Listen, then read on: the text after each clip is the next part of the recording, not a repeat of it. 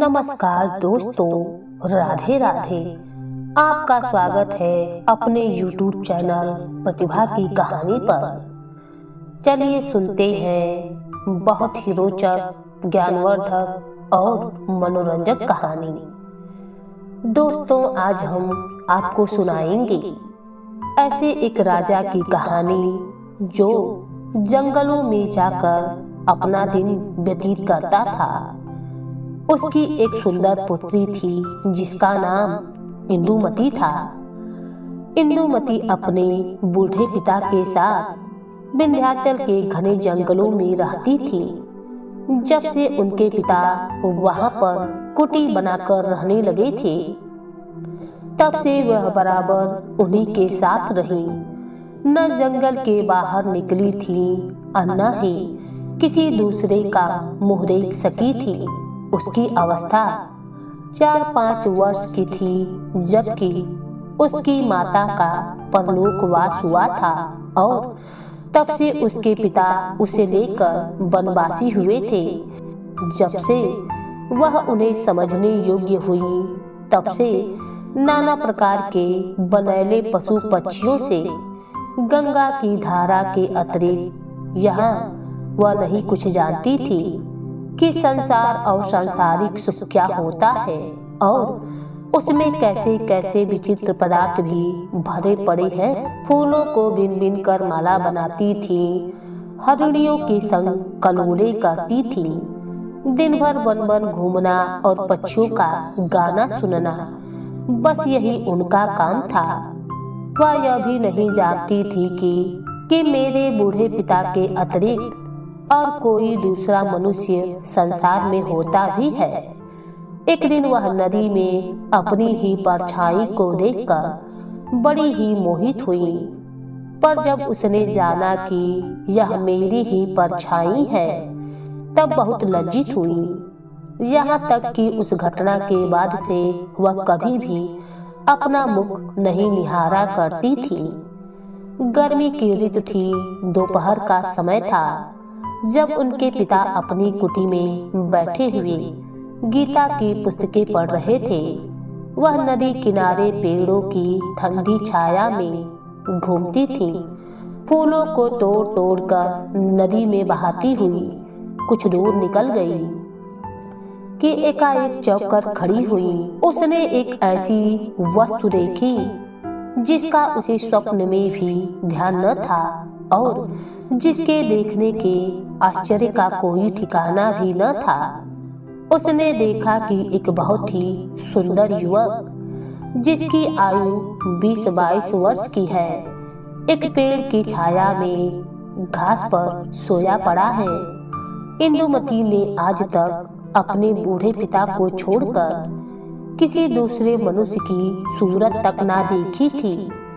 वह अभी तक यही सोचती थी कि यदि संसार में और भी मनुष्य होंगे तो वे भी मेरे बूढ़े पिता की ही भांति होंगे और उनकी भी दाढ़ी मूछें पकी हुई होंगी। उसने जब अच्छी तरह आंखें फाड़ फाड़ कर उस परम सुंदर युवक को देखा तो अपने मन में निश्चय किया कि मनुष्य तो ऐसा होता ही नहीं है। हो ना हो यह कोई देवता होंगे, क्योंकि मेरे पिता जब देवताओं की कहानी सुनाते हैं तो उनके ऐसे ही रूप रंग बतलाते हैं। यह सोचकर वह मन में कुछ डरी और कुछ दूर पेड़ की आड़ में खड़ी होकर टकटकी बांधकर उस युवक को देखने लगी। मारे डर के युवक के पास तक न गई और उसकी सुंदरता से मोहित होकर कुटी की ओर भी अपना पैर बढ़ा न सकी। यूं ही घंटों बीत गए, पर इंदुमती को न जाने क्या हुआ, कितनी देर तक खड़ी खड़ी इसे ही निहार रही थी। बहुत देर पीछे वह अपना जी कड़ा करके वृक्ष की ओर से निकलकर युवक के आगे बढ़ी। 2 ही 4 डग चली होंगी कि एकाएक युवक की नींद खुल गई और उसने अपने सामने एक परम सुंदरी देवी की मूर्ति को खड़ा देखा तो देखता ही रह गया। उसके आश्चर्य की सीमा न रही। मन ही मन वह युवक सोचने लगा, इस भयानक घनघोर जंगल में ऐसी मनमोहिनी परम सुंदरी स्त्री कहाँ से आई? ऐसा रूप रंग तो बड़े बड़े राजाओं के रानीवास में भी दुर्लभ है, तो इस वन में कहाँ से आया? या तो मैं स्वप्न में स्वर्ग की सैर करता हूँ, या किसी देव कन्या या वन देवी ने मुझे छलने के लिए दर्शन दिया होगा। यही सब सोच विचार करता हुआ वह युवक भी पड़ा पड़ा इंदुमती की ओर निहार रहा था। दोनों की रह रह कर आंखें चार हो गई, जिसे अचरज के अतिरिक्त और कोई भाव नहीं झलकता था। यूं ही परस्पर देखभाल होते होते एकाएक इंदुमती के मन में किसी अपूर्व भाव का उदय हो आया, जिससे वह इतनी लज्जित हुई कि उनकी आंखें नीची और मुख लाल हो गया। वह भागना चाहती थी कि चट युवक उठकर उनके सामने आकर खड़ा हो गया और कहने लगा, हे सुंदरी, तुम देव कन्या हो या वन देवी हो, चाहे कोई हो, पर कृपा कर तुमने दर्शन दिया है तो जरा सी दया करो। ठहरो, मेरी बात सुनो, घबराओ मत।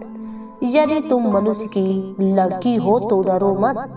क्षत्रिय लोग स्त्रियों की रक्षा करते हैं, रक्षा करने के सिवा बुराई नहीं करते हैं। मैं एक क्षत्रिय हूँ। सुनो, यदि तुम सचमुच वन देवी हो तो कृपा कर मुझे इस वन से निकलने का सीधा मार्ग बता दो। मैं विपत्ति का मारा 3 दिन से इस वन में भटक रहा हूँ, पर निकलने का मार्ग नहीं पता। और जो तुम मेरी ही भांति मनुष्य जाति की हो तो मैं तुम्हारा अतिथि हूँ। मुझे केवल आज भर के लिए टिकने की जगह दे दो, और अधिक मैं कुछ कहना नहीं चाहता। युवक की बातें सुनकर इंदुमती ने सोचा, तो क्या यह देवता नहीं है? हम लोगों की ही भांति मनुष्य है। हो सकता है, क्योंकि जो ये देवता होते तो ऐसी मीठी मीठी बातें बनाकर अतिथि क्यों बनते? देवताओं को कमी किस बात की है, और वे क्या नहीं जानते हैं जो हमसे वन का मार्ग पूछते तो यह मनुष्य ही होंगे।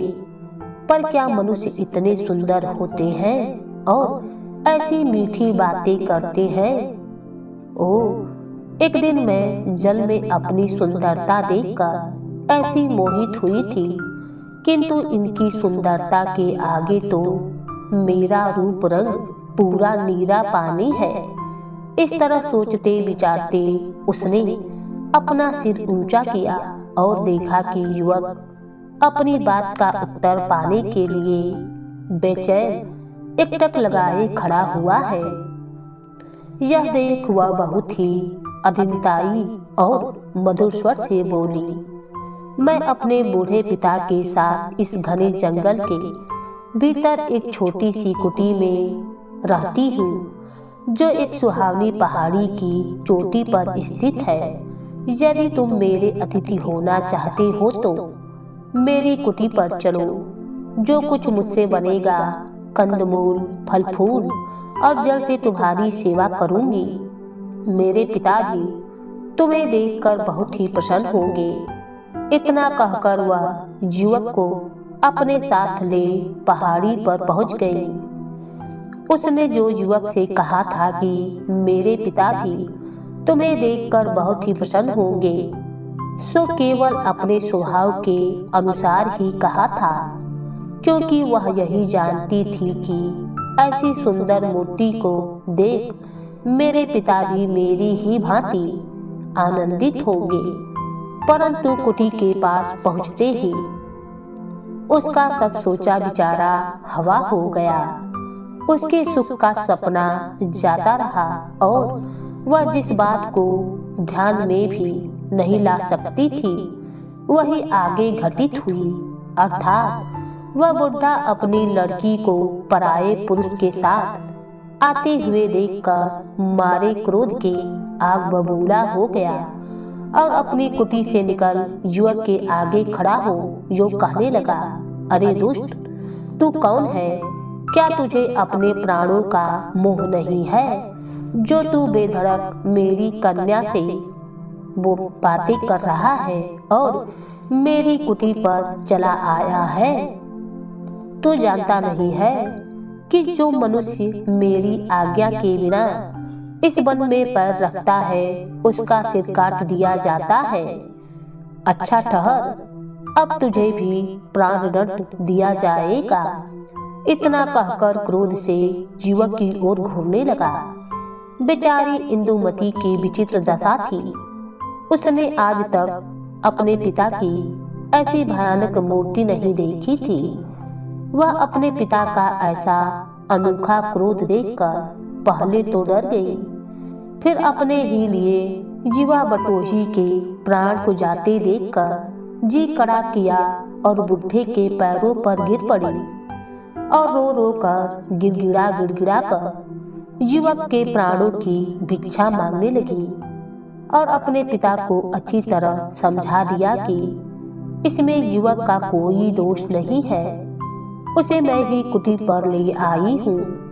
यदि इसमें कोई अपराध हुआ है तो उसका दंड मुझे मिलना चाहिए। कन्या की ऐसी अनोखी विनती सुनकर बुढ़ा कुछ ठंडा हुआ और युवक की ओर देखकर बोला, सुनो, इस अज्ञान लड़की की विनती से मैंने तुम्हारे प्राण छोड़ दिए हैं, परंतु तुम यहाँ से जाने न पाओगे। कैदी की तरह जन्म भर तुम्हें यहाँ रहकर हमारी गुलामी करनी पड़ेगी और जो भी भागने का मंसूबा बांधोगे तो तुरंत मारे जाओगे। इतना कहकर जोर से बुढ़े ने सीटी बजाई जिसकी आवाज दूर दूर तक वन में गूंजने लगी और देखते देखते 20-25 आदमी हट्टे कट्टे यमदूत की सूरत जैसी हाथों में तलवार लिए बुढ़े के सामने आकर खड़े हो गए। उन्हें देखकर उसने कहा, सुनो वीरों, इस युवक को आज से मैंने अपना बंधुआ बनाया है। तुम लोग इस पर ताक लगाए रखना जिससे यह भागने न पावे और इसकी तलवार ले लो, बस जाओ। इतना सुनते ही वे सब के सब युवक वहां से तलवार छीनकर सिर झुकाकर चले गए। पर इस नए तमाशे को देखकर इंदुमती के तो होश ही उड़ गए।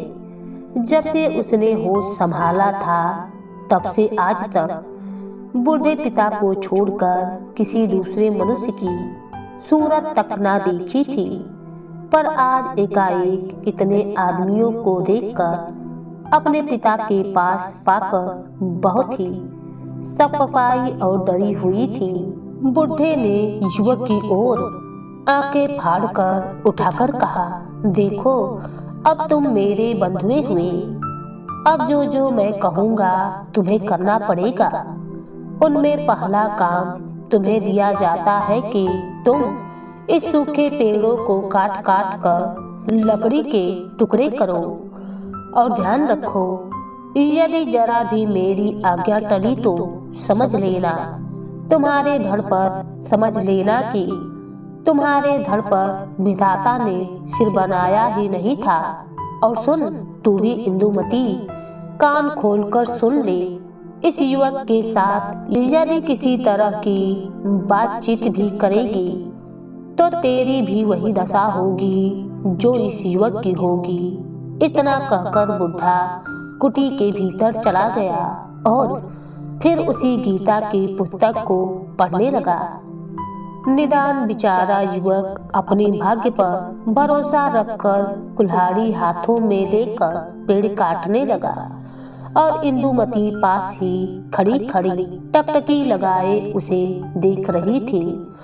2 ही 4 बार की टांगा चलाने से युवक के अंग अंग से पसीने की बूंद टपकने लगी और वह इतने जोर जोर से सांस लेने लगा जिससे जान पड़ता था कि यदि यूं ही घंटों 2 घंटों यह टांगा चलाएगा तो अपनी जान से हाथ धो बैठेगा। उसकी ऐसी दशा देखकर इंदुमती ने उसके लिए फल और जल ला आंखों में आंसू भरकर कहा, सुनो जी, ठहर जाओ, देखो यह फल और जल मैं लाई हूँ, इसे खा लो, जरा ठंडे हो लो, फिर काटना, छोड़ो, मान भी जाओ। युवक ने उसकी प्रेम भरी बातों को सुनकर कहा, सुंदरी, मैं सच कहता हूँ कि तुम्हारा मुंह देखने से मुझे इस परिश्रम का जरा भी कष्ट नहीं है। यदि तुम यूं ही मेरे सामने खड़ी रहो तो मैं बिना अन्न जल किए सारे संसार के पेड़ काट कर रख दूंगा। और सुनो, अपने पिता की बातें याद करो, क्या नाहक मेरे लिए अपने प्राण संकट में डालती हो। यदि वे सुन लेंगे तो क्या होगा, और मैं जो सुस्ताने लगूंगा तो लकड़ी कौन काटेगा। जब वे देखेंगे तो पेड़ नहीं कटा है, उपद्रव करेंगे। इसलिए हे सुशील कन्या, मुझे मेरे भाग्य पर छोड़ दो। युवक की ऐसी करुणा भरी बातें सुनकर इंदुमती के आंखों से आंसू बहने लगे। उसने बलजोरी युवक के हाथ से कुल्हाड़ी ले ली और कहा, कुछ भी हो, पर जरा तो ठहर जाओ। मेरे कहने से मेरे लाए हुए फल खाकर जरा दम भर लो, तब तक तुम्हारे बदले में लकड़ी काटती हूँ। युवक ने बहुत समझाया, पर वह न मानी और अपने सुकुमार हाथों से कुल्हाड़ी उठाकर पेड़ पर मारने लगी। युवक ने जल्दी जल्दी उसके बहुत कहने से कुछ फल खाकर 2 घूंट जल पी लिया। इतने में हाथों में नंगी तलवार लिए बुढ़ा कुटी से बाहर निकला और युवक से बोला, क्यों रे नीच, तेरी इतनी बड़ी हिम्मत। आप तो बैठा बैठा सुस्ता रहा है और मेरी लड़की से पेड़ कटवाता है। रह जा, अभी तेरा सिर काटता हूँ। फिर इंदुमती की ओर घूमकर बोला, क्यों रे ढीठ, मना करने के बावजूद भी तूने इस दुष्ट से बातचीत की। रह जा, तेरा भी वध करता हूँ। बुढ़े की बातें सुन युवक उसके पैरों पर गिर पड़ा और कहने लगा, महाशय, इस बिचारी का कोई अपराध नहीं है, इसे छोड़ दीजिए। जो कुछ दंड देना है वह मुझे दीजिए। इंदुमती भी उसके पैरों पर गिरकर कहने लगी, नहीं नहीं, इसका कोई दोष नहीं है, मैंने बलजोरी इसे कुल्हाड़ी ली थी, इसलिए हे पिता, अपराधीन तो मैं हूँ, मुझे दंड दीजिए और इस युवक को छोड़ दीजिए। उन दोनों की ऐसी बातें सुनकर बुढ़े ने कहा, अच्छा, आज तो मैं तुम दोनों को छोड़ देता हूँ, पर देखो फिर मेरी बातों का ध्यान रखना, नहीं तो नाहक ही मारे जाओगे। इतना कहकर बुढ़ा कुटी में चला गया और वे दोनों एक दूसरे का मुख देखने लगे। इंदुमती बोली कि घबराओ मत, मेरे रहते तुम्हारा बाल भी बाका न होगा। और युवक ने कहा, प्यारी, क्यों व्यर्थ में मेरे लिए कष्ट सहती हो, जाओ कुटी में अंदर जाओ। पर इंदुमती उसके मुख की ओर उदास होकर देखने लगी और वह कुल्हाड़ी उठाकर पेड़ काटने लगा।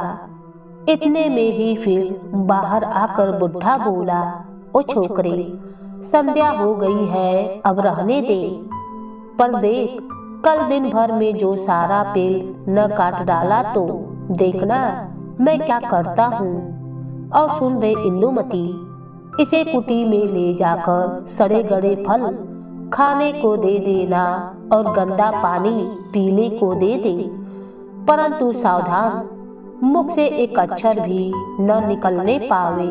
और सुन बे लड़के, खबरदार, जो इससे कुछ भी बातचीत की तो जीता न छोड़ूंगा।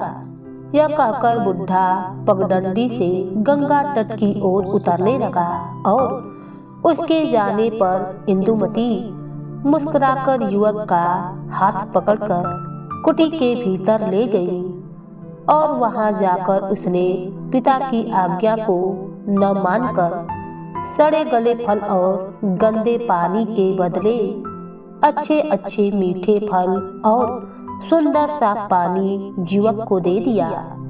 और युवक के बहुत आग्रह करने पर दोनों ने साथ फलहार किया। फिर दोनों बुढ़े के आने में देर समझकर बाहर चांदनी में एक साथ एक चट्टान पर बैठकर बातें करने लगे। आधी रात जा चुकी थी। वन में चारों ओर भयानक बनैले जंतुओं के गर्जने की ध्वनि फैल रही थी। 4 आदमी हाथ में तलवार और बरहा लिए कुटी के चारों ओर पहरा दे रहे थे। कुटी से थोड़ी ही दूर पर एक ढलुआ चोटी पर 10-12 आदमी बातें कर रहे थे। इंदुमती का पिता एक चटाई पर बैठा हुआ था और सामने 10-12 आदमी हाथ बांधे जमीन पर बैठे हुए थे। बड़ी देर तक सन्नाटा रहा। फिर बुढ़े ने कहा, सुनो भाइयों, इतने दिनों पीछे परमेश्वर ने हमारा मनोरथ पूरा किया है। जो बात एक प्रकार से अनहोनी थी सो आपसे आप हो गई। यह परमेश्वर ने ही किया है, नहीं तो बेचारी इंदुमती का बेड़ा पार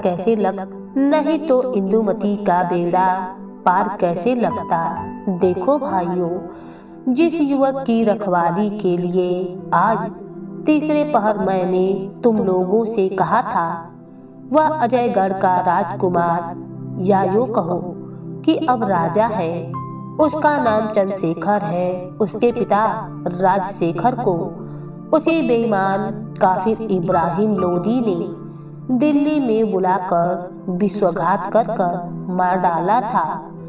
तब से यह लड़का इब्राहिम की घात में लगा हुआ था। अभी थोड़े दिन हुए जो बाबर से इब्राहिम की लड़ाई हुई है, उसमें चंद्रशेखर ने भेष बदल और इब्राहिम की सेना में घुसकर उसे मार डाला है। यह बात कहीं एक सेनापति ने देख ली और उसने चंद्रशेखर का पीछा किया। निदान यह भागा और कई दिन पीछे उसे द्वंद्व युद्ध में मार अपने घोड़े को गंवाकर राह भूलकर अपने राज्य की ओर न जाकर इस ओर चला आया है और कल मेरी कन्या का अतिथि बना है। आज उसने यह सब ब्यौरा जलपान करते हुए इंदुमती से कहा है, जिसे मैंने आड़ में खड़े होकर सब कुछ सुन लिया है। वे दोनों एक दूसरे को जी जान से चाहते हैं, तो इस बात के अतिरिक्त और क्या कहा जाए कि परमेश्वर ने ही इंदुमती का जोड़ा भेज दिया है और साथ ही उस दया मैंने मेरी प्रतिज्ञा भी पूरी की है। इतना सुनकर सभी ने जय की ध्वनि के साथ हर्ष प्रकट किया और बुढ़ा फिर कहने लगा, मेरी इंदुमती 16 वर्ष की हुई। अब से कुमारी रखना किसी तरह उचित नहीं है और ऐसी अवस्था में जबकि मेरी प्रतिज्ञा भी पूरी हुई है और इंदुमती के योग्य सुपात्र वर भी मिला है। उसने इंदुमती से प्रतिज्ञा की है कि प्यारी, मैं तुम्हें प्राण से बढ़कर चाहूंगा और दूसरा विवाह भी नहीं करूंगा, जिससे तुम्हें सौत की आग में न जलना पड़ेगा। भाइयों देखो, स्त्री के लिए इससे बढ़कर कौन बात सुख देने वाली है। मैंने जो चंद्रशेखर को देखकर इतना क्रोध प्रकट किया था, उसका आशय यही था कि यदि दोनों में सच्चा प्रीति का अंकुर जमेगा तो दोनों का ब्याह मैं कर दूंगा, और जो ऐसा न हुआ तो युवक आप डर के मारे भाग जाएगा परंतु यहाँ तो परमेश्वर को इंदुमती का भाग्य लेखना था और ऐसा ही हुआ। बस कल मैं ही दोनों का ब्याह करके हिमालय पर चला जाऊंगा और तुम लोग वर कन्या को उसके घर पहुंचाकर अपने अपने घर चले जाना। 12 वर्षों तक जो तुम लोगों ने तन मन धन से मेरी सेवकाई की है उसका ऋण सदा मेरे सिर पर रहेगा और जगदीश्वर इसके बदले में तुम लोगों के साथ भलाई करेगा। इतना कहकर बुढ़ा उठ खड़ा हुआ और वे सभी लोग भी उठ खड़े हुए। बुढ़ा कुटी की ओर घूमा और वे लोग पहाड़ी के नीचे उतर गए। ओ प्रेम, तू धन्य है जिस इंदुमती ने आज तक देवता की भांति अपने पिता की सेवा की और भूलकर भी कभी आज्ञा न टाली थी। आज वह प्रेम के फंदे में फंसकर उसका उल्टा बर्ताव करती है। वृद्ध ने लौटकर देखा कि दोनों कुटी के पिछवाड़े चांदनी में बैठे बातें कर रहे हैं। यह देख वह बहुत ही प्रसन्न हुआ और कुटी में जाकर सो गया। और यह दोनों बातें करते रहे। सवेरा होते ही युवक कुल्हाड़ी लेकर लकड़ी काटने लगा और इंदुमती सारा काम छोड़कर खड़ी खड़ी उसके मुख की ओर देखने लगी। थोड़ी ही देर में युवक के सारे शरीर से पसीना टपकने लगा और चेहरा लाल हो गया। इतने में वृद्ध ने आकर गरज कर कहा, ओ लड़के, बस पेड़ पीछे काटना। पहले जो लकड़ी काटी है उन्हें उठाकर कुटी के पिछवाड़े ढेर लगा दो। इतना कहकर बुढ़ा चला गया और युवक लकड़ी उठा उठाकर कुटी के पीछे ढेर लगाने लगा। उसका इतना परिश्रम इंदुमती से देखा न गया और बड़े प्रेम से वह उसका हाथ थामकर बोली, प्यारे ठहरो, बस करो, बाकी लकड़ियां मैं रख आती हूँ। तुम्हारा परिश्रम देखकर मेरी छाती फटी जाती है। प्यारे, तुम राजकुमार होकर भी आज लकड़ी काटते हो। ठहरो, तुम आराम कर लो। युवक ने मुस्कुराकर कहा, प्यारी, सावधान, ऐसा भूल कर भी न करना। अपने पिता का क्रोध याद करो। अब कि उन्होंने तुम्हें लकड़ी उठाते या हमसे बातें करते देख लिया तो सर्वनाश हो जाएगा। इतना सुनकर इंदुमती की आंखों में आंसू भर आए।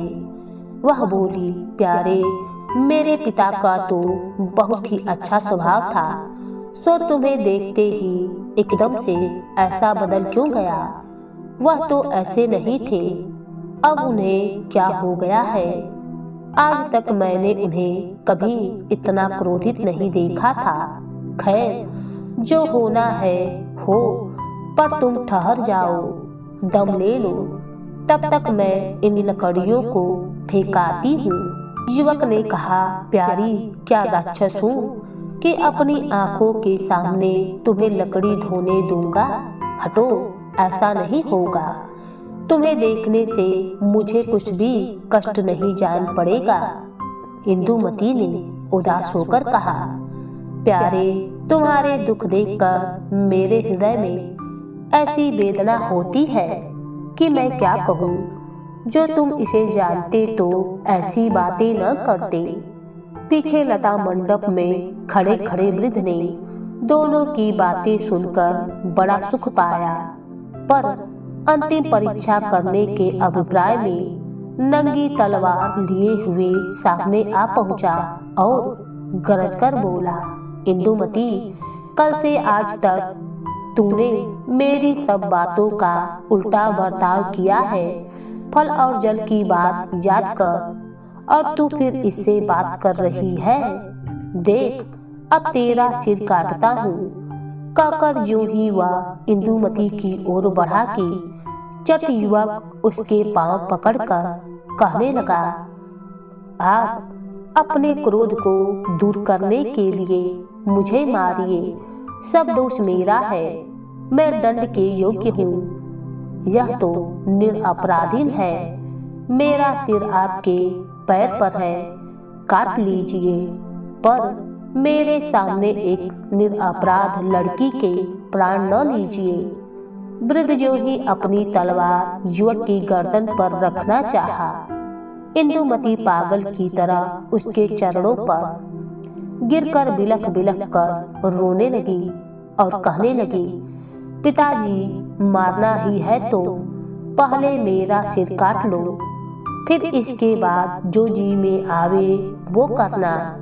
इतना सुन बुढ़े ने तलवार दूर फेंक दी और दोनों को उठाकर गले लगाकर कहा, बेटी इंदुमती, धीरज धर और प्रिय वत्स चंद्रशेखर, खेद दूर करो। मैंने केवल तुम दोनों के प्रेम की परीक्षा लेने के लिए सब प्रकार का क्रोध का भाव दिखलाया था। यदि तुम दोनों का प्रेम सच्चा न होता तो क्यों एक दूसरे के लिए जान पर खेलकर क्षमा याचना करते। और सुनो, मैंने छिपकर तुम्हारी सब बातें सुन ली हैं। तुमसे बढ़कर संसार में दूसरा कौन राजकुमार है जो इंदुमती के वर बनने योग्य होगा। सुनो, देवगढ़ मेरे पुरखों की राजधानी थी, जबकि इंदुमती 4 वर्ष की थी। पापी इब्राहिम ने मेरे नगर को घेर कर यह कहलवाया कि या तो अपनी स्त्री इंदुमती की माँ को भेज दो या जंग करो। यह सुनकर मेरी आंखों में खून उतर आया और उसके दूध को मैंने निकलवा दिया। फिर क्या पूछना था। सारा नगर हत्यारे के हाथों से शमशान हो गया। मेरी स्त्री ने आत्महत्या की और मैं उस यवन कुल कलंक से बदला लेने की इच्छा लिए हुए 4 वर्ष की अबोध बालिका को लेकर इस जंगल में आकर रहने लगा था। मेरे कृतज्ञ सरदारों में से 50 आदमियों ने सब कुछ त्याग कर मेरा साथ दिया और आज तक मेरे साथ हैं। उन्हीं लोगों में से कई आदमियों को तुमने कल देखा था। बेटा चंद्रशेखर 12 वर्ष हो गए, पर ऐसी सावधानी से मैंने इस लड़की का लालन पालन किया और इसे पढ़ाया लिखाया कि जिसका सुख तुम्हें आप आगे चलकर इसकी सुशीलता से जान पड़ेगा। और देखो, मैंने इसे ऐसे पहर में रखा है कि कल के सिवा और कभी इसने मुझे छोड़कर किसी दूसरे मनुष्य की सूरत तक ना देखी थी। मैंने राजस्थान के सब राजाओं से सहायता मांगी और यह कहलवाया कि जो कोई दुष्ट इब्राहिम का सिर काट डालेगा उसे अपनी लड़की का ब्याह में करूंगा। पर हाँ, किसी ने मेरी बात ना सुनी और सभी मुझे पागल समझकर हंसने लगे थे। अंत में मैंने दुखी होकर प्रतिज्ञा की कि जो कोई इब्राहिम को मारेगा उसी से इंदुमती ब्याही जाएगी, नहीं तो यह जन्म भर कुंवारी ही रहेगी। सो परमेश्वर ने तुम्हारे हृदय में बैठकर मेरी प्रतिज्ञा पूरी की। अब इंदुमती तुम्हारी हुई और आज मैं बड़े भारी बोझ को उतरवाकर आजन्मा के लिए हल्का हो जाऊंगा। इतना कहकर बुढ़े ने सीटी बजाई और देखते ही देखते 50 जवान हथियारों से सजे हुए घोड़ों पर सवार आकर खड़े हो गए। उनके साथ एक सजा हुआ घोड़ा चंद्रशेखर के लिए और एक सुंदर पालकी इंदुमती के लिए थी। इसी समय बुढ़े ने दोनों का विवाह कर उन वीरों के साथ विदा किया और आप हिमालय की ओर चला गया। जो इंदुमती इतने दिनों तक वन विहंगनी थी, वह आज घर से पिंजरे में बंद होने चली। परमेश्वर की महिमा का कौन पार सकता है। धन्यवाद।